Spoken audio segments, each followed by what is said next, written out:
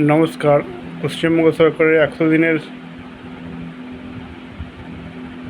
যে সাফল্য সেই নিয়ে একটা বই বার হয়েছে। সেই বইটা সম্বন্ধে কয়েকটা কথা আমি বলতে চাই আজকে। এই বইয়ে অনেক কিছু জিনিস দেওয়া আছে, যেগুলো আমি খুঁটিয়ে পড়েছি, সব বলা সম্ভব না। যাই হোক, যেগুলো আমি বলছি। অনেক বড় বড় প্রজেক্টের কথা বলেছে, অনেক কাজ শুরু করে দিয়েছে, অনেক কাজ করবে। কত আয় হয়েছে ১০০ দিনে, কত কীভাবে ব্যয় করেছে সেগুলোও বলা আছে। যদিও এগুলো আমাদের সাধারণ মানুষের কোনো এফেক্ট পড়েনি, তবে একটা কথা এখানে উল্লেখ করেছে, অনেক পরিকল্পনা রূপায়ণের বিষয়গুলো এখানে বলা হয়েছে। অনেক কিছু বিষয় একদম কনফিউজিংয়ের মধ্যে করেছে, যদিও একটু বইটা এত বড় না করলেও হতো, ছোটো করলে হতে যাও, সেগুলো করেছে, ওনারা বুঝেছেন ভালো মন্দ। তবে সিন্ডিকেট রাজ, তুলাবাজি নিয়ে এখানে দৃঢ় সংকল্প একটা রেখেছে, যেটা আমার ভালো লেগেছে। কাটমানি বন্ধ করার জন্য, সিন্ডিকেট রাজ বন্ধ করার জন্য, এবং ওরা দাবি করছে যে অনেকটা এটা করেছে। আমার তো মনে হয় না করে ঠিকমতো করতে পেরেছে। এখনও সিন্ডিকেট রাজ বা তুলাবাজি চলছে, কাটমানি চলছে। যাই হোক, এরা কাটমানি, সিন্ডিকেট রাজ, তুলাবাজি সমস্ত দুর্নীতি দমনের জন্য এআই বেসড 4টে ফোন নাম্বার দিয়েছে। সেগুলো আপনারা কমেন্ট করলে আমি বলে দেবো।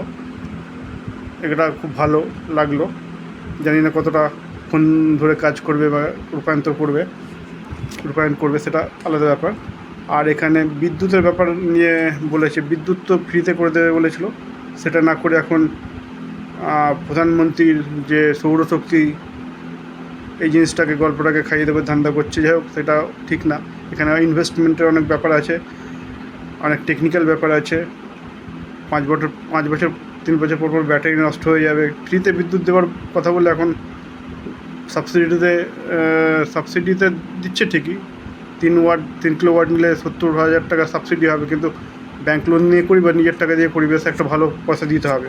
ফ্রি বিদ্যুৎ হচ্ছে না। যাই হোক, আমি সমালোচনা করছি না, যেহেতু সমালোচনা করার সময়ও না।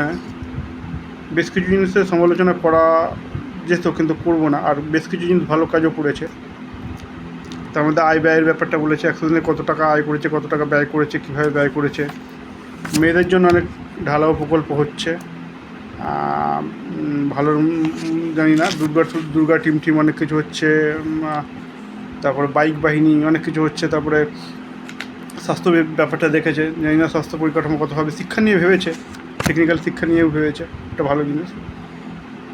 স্কুল কলেজ থেকে আরম্ভ করে আইআইটি, আইটিআই সব জায়গায় ভালো ভালো ল্যাপটপ করবে। ঠিক আছে, খুব ভালো জিনিস এগুলো, আমি সমালোচনা করবো না, ভালো কাজই করছে। আর ১০০ দিনের কাজে আর কী সমালোচনা করব? আরও ওদের অনেক সময় দিতে হবে, তারপরে আমরা বুঝতে পারবো কী হবে না হবে। তো এই হলো ব্যাপার। তবে মানুষ এখনও অসহায়, আমি মনে করি মানুষ এখনও অসহায়, এবং মানুষের সাথে একটা ভালো অস্ত্র তুলে দিতে হবে।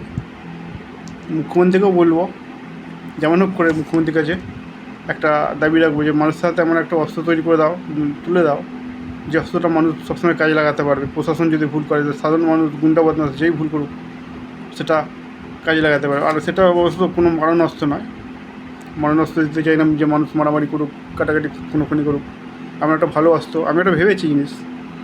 আপনারাও একটা গেস করুন, যদি কোনো একটা এমন কিছু পাওয়ার মানুষের হাতে তুলে দেওয়া যায়, মানুষ কোনো রকম কারো ক্ষতি না করে, সমাজের ক্ষতি না করে, প্রশাসনিক হোক আর যে কোনো জায়গায় হোক, মানুষ কন্ট্রোল করতে পারে। মানুষ মানে একটা সাহস পাবে।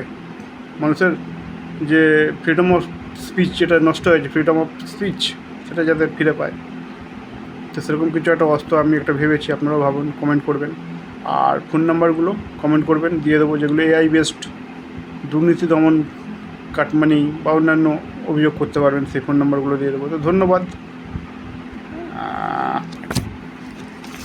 ১০০ দিনের আর আমি কী মূল্যায়ন করব, অনেক কিছু লেখা আছে, অনেক কনফিউশন আছে, অনেক কিছু মেনশন করেছে, যদিও গ্রাসরুট লেভেলে এইসব মানুষ ভাববে না।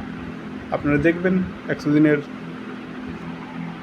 কাজ ও তার সাফল্যের যে বইটা বার করেছে। কেউ যদি জানতে চান আরও খুঁটিয়ে, তাহলে কমেন্ট করবেন, আমি জানাবো। ধন্যবাদ।